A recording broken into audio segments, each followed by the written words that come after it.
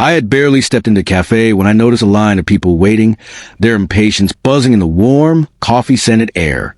I spotted one small empty table near the window, barely enough space for two, and began to make my way toward it. Just as I reached it, a young woman glanced up from her laptop and smiled apologetically. "You can sit here if you want," she said, gesturing to the chair opposite her. I hesitated, feeling the pull of awkward politeness, then nodded and sat down. "Thank you," I said softly, trying to sound casual. Her smile widened, but her eyes were kind, curious, unassuming. I felt a strange warmth in that moment, the kind that makes you believe in small acts of generosity. Little did she know, this simple choice would become the thread that unraveled a day neither of us would forget. I noticed her glance at my coffee cup, then back to her screen. "Busy morning?" I asked, attempting light conversation. She laughed softly, a melodic sound that felt like sunlight through rain. "Always," she said. "Deadlines, projects, the usual." I nodded, thinking about my own chaos waiting outside this cafe, the kind of life people assume I'd all figured out. Her curiosity seemed endless. "Do you work around here?" she asked, tilted her head. I shook my head. "Not exactly," I replied, "just passing through."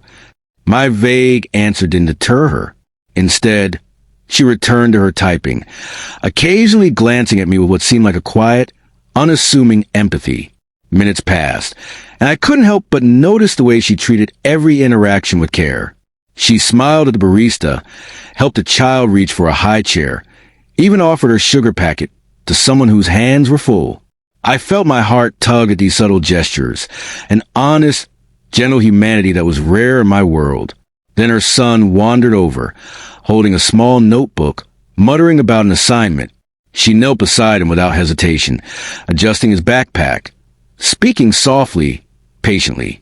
My chest tightened.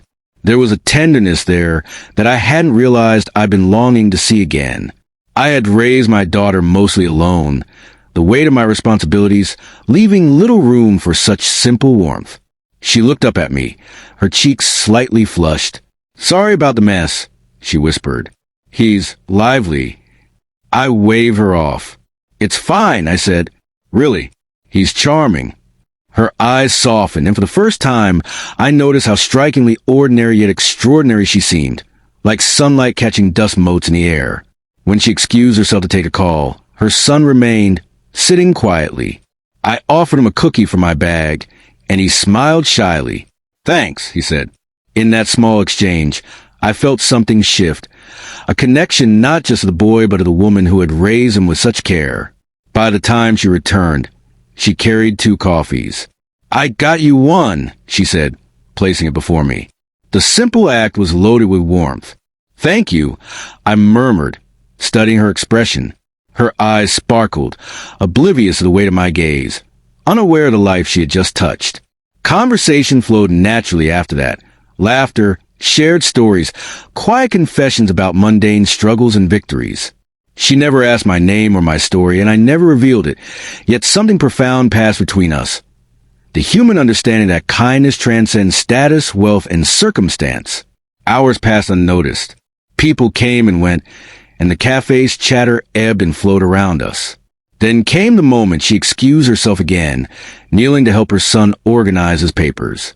I watched, realizing how rare it was to see such patience, humility, and love untainted by judgment or expectation. Finally, as she gathered her things, I felt compelled to speak. "You have a remarkable way of seeing the world," I said softly. She glanced at me, puzzled but smiling. "Just trying to do what's right," she replied. The simplicity of her honesty struck me like a thunderclap, a reminder that goodness often hides in small, unnoticed corners. As she left, she thanked me for letting her son sit beside me. I smiled. "No, thank you," I said, "for reminding me that kindness still exists unasked and unannounced." She waved and left, unaware that she had reminded a weary heart of something almost forgotten: hope.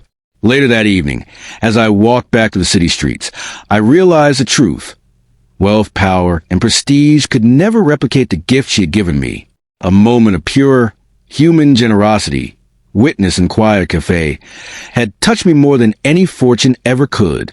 I never saw her again, but her image stayed, her small acts, her quiet courage, her laughter with her son.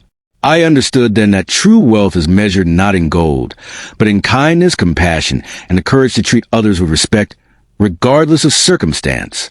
And in that understanding, I found something rare. The realization that sometimes the most profound life lessons come from strangers, in the simplest of moments, and that humanity's beauty shines brightest in acts of pure, selfless compassion.